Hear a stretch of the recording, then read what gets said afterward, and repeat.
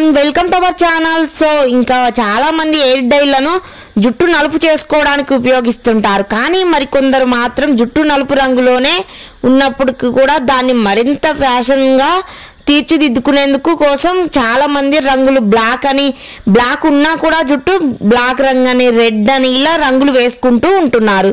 ఇలా ఫ్యాషనబుల్గా గ్రూమింగ్ ఇంకా చేసుకునే సమయంలో వారు ఎంట్రుకల చివర్లను ఎర్రగా మార్చుకునేందుకు మరికొందరు అయితే మధ్యన ఇంకా అక్కడక్కడ యూనిఫామ్లుగా కొన్ని ఇంకా లేయర్లుగా తీసి జుట్టును అయితే ఆకర్షణీయమైన రంగులు రకరకాల షేడ్స్లలో కనిపించేలాగా ఇలా హెయిర్ డైలు అయితే వేరు ప్రయోజనం కోసం వాడుతూ ఉంటున్నారు।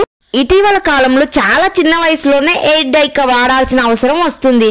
కొంచెం మంది తెల్ల జుట్టు కారణంగా వాడుతుంటే, కొంచెం మంది ఫ్యాషనబుల్గా ట్రెండ్ కోసం యూత్ అయితే యూజ్ చేస్తూ ఉన్నారు। మరికొందరు అయితే 25 ఏళ్ళు 30 ఏళ్ళకే జుట్టు తెల్లబడిపోతూ ఉంటుంది। ఇంకొందరు అయితే విషయంలో జుట్టు తెల్లబడకపోయినా కూడా వెంట్రుకలు మరింత ఆకర్షణీయంగా అందంగా యూత్ ట్రెండ్ కోసమని ఇలా చేస్తూ ఉంటున్నారు। వెంట్రుక చివర్లలోని లేదా జుట్టు పాయలలో మధ్యలో అక్కడక్కడ జుట్టు లేయర్లలో ఎరుపు లేదా ఇంకా బ్రౌన్, గ్రీన్ ఇలాంటి రంగులైతే ఇతర రంగుల షేడ్స్లలో పార్లర్లో వాడడం జరుగుతుంది। ఇలా పార్లర్లో, సెలూన్ షాపులలో యూజ్ చేస్తూ ఉన్నారు। హెయిర్ డైలు కొనేటప్పుడు ఎలాంటి వాటిని ఎంపిక చేసుకోవాలి, వాటితో వచ్చే సాధారణ ప్రమాదాలు, ఇంకా ఆ ముప్పును తప్పించుకోవడానికి తీసుకోవాల్సిన జాగ్రత్తలు ఏంటివి, పాటించాల్సిన కొన్ని సాధారణ సూచనలు ఏంటివి అనేవి ఇప్పుడు నేను చెప్తాను। ఇలాంటి అనేక విషయాలుగా అయితే ఖచ్చితంగా తెలుసుకోవాలండి। చాలా ఎలర్జీలు కూడా వస్తాయి మనం ఇలా యూజ్ చేయడం వల్ల ఎక్కువగా। ఇంకా మొదటిసారి హెయిర్ డై వాడేవారు అది తమకు సరిపోతుందా లేదా అన్నది పరీక్షించుకోవాలి। కొద్దిపాటి రంగు పూసుకొని ఇంకా ఒక 48 అవర్స్ వరకు ఉంచుకొని పెట్టుకున్న తర్వాత వేచి చూడాలి। ఇంకా ఏ ముప్పు లేదు, ప్రతికూల పరిమాణాలు కనిపించకపోతే దాన్ని సురక్షితంగా వాడుకోవచ్చు అని చెప్పొచ్చు। ఒకవేళ ఆ బ్రాండ్ హెయిర్ డై కారణంగా ఏవైనా అలర్జీలు లక్షణాలు కనిపిస్తే మాత్రం దానికి దూరంగా ఉండడమే మేలు। ఎవరు ఎలాంటి హెయిర్ డైలు వాడుతున్నప్పటికీ వీలైనంతలో మన బడ్జెట్లోనే కాస్తంత నాణ్యమైనది ఎంచుకోవడమే మేలు। ఇంకా రంగు వేసుకునే సమయంలో హెయిర్ డైను ఎట్టి పరిస్థితుల్లోనూ కళ్ళ మీదకి జారనివ్వకూడదు। ఇంకా బాగా పలచగా ఉండే కొన్ని రకాల హెయిర్ డైలతో ఈ తరహా ముప్పు ఎక్కువగా ఉంటుంది। లిక్విడ్ లాగా ఎక్కువగా ఉన్న హెయిర్ డైలు అయితే కళ్ళలోకి వచ్చే ప్రమాదం ఎక్కువగా ఉంటుంది। పలచగా ఉండే హెయిర్ డైల విషయంలో అప్రమత్తంగా ఉంటూ ఈ జాగ్రత్తలు తప్పనిగా పాటించాలి। హెయిర్ డై తాలూకు ఘాటైన వాసన వల్ల శ్వాస సరిగా తీసుకోకపోవడం గానీ లేదా ఆయాసం రావడం గానీ జరుగుతుంటే దాని వాసన తగలకుండా ముక్కుపై శుభ్రమైన గుడ్డతో కవర్ చేసుకోవాలి। మాస్క్ లాంటిది అలా పెట్టుకోవాలి లేదా మందపాటి మాస్క్ ధరించడం చాలా మేలు। హెయిర్ డై పూయడానికి కేవలం తలకు మాత్రమే పరిమితం చేయాలి। కనుబొమ్మలకు ఎట్టి పరిస్థితుల్లోనూ హెయిర్ డై వాడకూడదు। కనురెప్పల వరకు దాన్ని జారనివ్వకూడదు కూడా। గిన్నెలో కలుపుకున్న హెయిర్ డైలోకి మనం ఎంచుకున్న బ్రష్ను వైపే ముంచుతూ కొద్దిగా మోతాదుల్లోనే బ్రష్కు రంగు అంటేలా హెయిర్ డైలు తీసుకుంటూ జుట్టుకు జాగ్రత్తగా రాయాలి।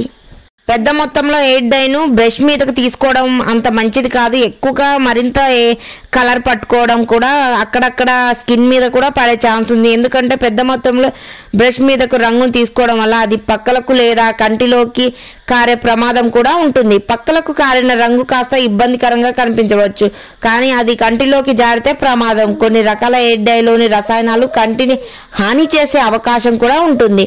హెయిర్ డై కళ్ళలోకి ఇంకా స్రవించినప్పుడు కళ్ళు విపరీతంగా మండడం, కళ్ళు ఎర్రబడడం, కళ్ళకి ఇన్ఫెక్షన్ రావడం జరుగుతుంది। ఒక్కొక్కసారి ఇంకా ఎక్కువ ప్రమాదం కూడా జరిగే ఛాన్స్ ఉంది, కళ్ళు పోయే ఛాన్స్ కూడా ఉంటుంది। సో జాగ్రత్తగా ఉండాలి। వెంట్రుకల్లోకి ఇంకిపోయి వెంట్రుకతో ఒక రకమైన రసాయన చర్య జరగడం ద్వారా జుట్టును నల్లబరుస్తాయి।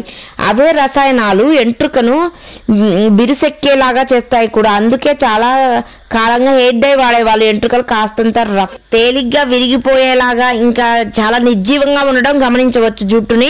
కొందరు మహిళల్లో హెయిర్ స్టైలింగ్ చేసుకుంటూ రంగు వేసుకునే వాళ్ళు ఉంటారు। అలాంటి వాళ్ళలో ఈ తరహా ముప్పు మరింత స్పష్టంగా కనిపిస్తుంది। మనకి రంగు వేసుకోగానే అర్థమైపోతుంది ఎంత దూరంలో ఉన్నా కూడా। కృత్రిమంగా తయారు చేసే ప్రతి హెయిర్ డైలోనూ కోల్ తార్ పీపీడి ఇంకా ఇదే రంగు కల్పించే ప్రధాన రసాయనాలు వంటి రసాయనాలు అయితే ఎక్కువగా ఉంటాయి. ఈ రసాయనాల కారణంగా చాలా అరుదుగా కొన్ని రకాల క్యాన్సర్ ముప్పులకు అవకాశం ఉంటుంది. కాబట్టి రసాయనాలు కలిగి ఉండే ఎయిర్ డైలకు బదులుగా వెజిటేబుల్ ఎయిర్ కలర్స్ కానీ ఇంకా మెడికేటెడ్ ఎయిర్ కలర్స్ కానీ వాడడం సురక్షితం. ఇంకా మెడికల్ షాప్లో దొరికే ఎయిర్ కేర్ ఇలాంటి డైలు అయితే యూజ్ చేయొచ్చు. హెయిర్ డైలలో ఉండే రసాయనాలలోని కొన్ని కెమికల్స్ కొందరు చర్మానికి లేదా వాళ్ళ జుట్టుకు సరిపడకపోవచ్చు. దాంతో ఆ ఎయిర్ డై వాడడం వల్ల వాళ్ళలో అలర్జీ వంటి దుష్పరిణామాలు అయితే కలగవచ్చు. ఫలితంగా చర్మం ఎర్రబడడం, దురద పెట్టడం, ఒంటి మీద ఎర్రటి దద్దుర్లు, ర్యాషెస్, ఇంకా మంట, డై తల్లిన చోట కొద్దిపాటి వాపు, అస్సలు పోకుండా ఉండడం, మంట వంటివి కనిపిస్తాయి. కొన్ని సందర్భాల్లో రంగు తలకు మాత్రమే పట్టించుకున్నప్పటికీ కళ్ళవాపు, పెదవులు ఉబ్బినట్లుగా వార్చడం లేదా మొత్తం దేహం అంతటికి వాపు రావడం వంటి దుష్ప్రభావాలు కనిపించవచ్చు. ఇలాంటి పరిణామాలు చోటు చేసుకునే బాధితులు వీలైనంత త్వరగా మొదట్లో చాలాసార్లు సురక్షితంగా వాడిన ఈ రసాయనాలే కూడా చాలా ఏళ్లు గడిచాక కూడా ఇతర సందర్భాలు చాలా ఈ ఎయిర్ డైలు వాడడం చాలా ప్రమాదకరంగా, అలర్జీగా పరిగణించవచ్చు. అందుకే రంగు వేసుకునే ప్రతిసారి అదే మొదటిసారి అయినట్లుగా జాగ్రత్తలు వహించాలి. మీరు జుట్టుకు హెయిర్ డై వేసుకునే సమయంలో ఆ రంగు గోళ్ళకు అంటకుండా వీలైనంత జాగ్రత్తలు అయితే తీసుకోవాలి. ఎందుకంటే అది ఎంట్రుక అయినా గోరైనా కెరోటిన్ అనే పదార్థంతోనే తయారవుతుంది. అంటే ఎంట్రుక, గోరు ఈ రెండు ఎయిర్ డైలోనే కెమికల్తో ఒకేలా రసాయనిక చర్య జరుగుతాయి. అందువల్ల పొరపాటున గోళ్ళకు రంగు అంటుకుంటే జుట్టు లాగే గోరు కూడా బాగా నల్లబడుతూ ఉంటుంది. అంటుకున్న రంగు అలాగే ఉండిపోతుంది. ఇంకా అయితే పొరపాటున గోళ్ళకు అంటుకున్నప్పటికీ అంతగా ఆందోళన చెందాల్సిన అవసరం లేదు. ఎందుకంటే పెరుగుతున్న ఎంట్రుక కూడా తన కుదుల నుంచి తెల్లగా అనిపిస్తున్నట్లే గోరు పెరుగుతున్న కొద్దీ రంగు అంటని భాగం తెల్లగా పెరుగుతూ వస్తుంది. దాంతో పెరిగిన భాగాన్ని కట్ చేసిన క్రమంలో దాదాపు 3 నెలల వ్యవధిలో నల్లగా మారిన గోరు పూర్తిగా తొలగిపోతుంది. పై కారణాల వల్ల జుట్టుకు అంటుకున్న రంగు ఎప్పటికీ ఉన్నట్లే గోరుకు అంటుకుపోయే ప్రమాదం ఉన్నందున గోళ్ళ విషయంలో కాస్తంత జాగ్రత్త ఉండడం అవసరం. గర్భవతులు ఇంకా శ్వాసకోశ సంబంధిత వ్యాధులు ఉన్న వాళ్ళైతే ఈ హెయిర్ డై దూరంగా ఉండడం మంచిదండి. మంచి పేరున్న గర్భవతుల విషయంలో అయితే జాగ్రత్తగా ఉండాలి. మంచి పేరున్న నాణ్యమైన హెయిర్ డైతో చాలా వరకు కడుపులో ఉన్న పిండపై గానీ లేదా తల్లిపై గానీ చాలా వరకు ఎలాంటి ప్రమాదము ముప్పు లేకపోయినప్పటికీ వీలైనంత వరకు ప్రసవం వరకు ఎయిర్ డై వాడకపోవడమే. ఇంకా చిన్న పిల్లలకు కూడా అస్సలు ఎయిర్ డై యూజ్ చేయకండి. ఎయిర్ డైతో అందం ఇనుమడిస్తుంది కానీ ఫ్యాషనబుల్ లుక్ వస్తుంది. అయితే వాటి కోసం ఆరోగ్యానికి కళ్ళకు ముప్పు కలిగించేంత మూల్యం చెల్లించడం సరికాదని గుర్తుంచుకోండి. ఎయిర్ డైని వీలైనంత ప్రమాదరహితంగా ఉపయోగించుకోవాలి.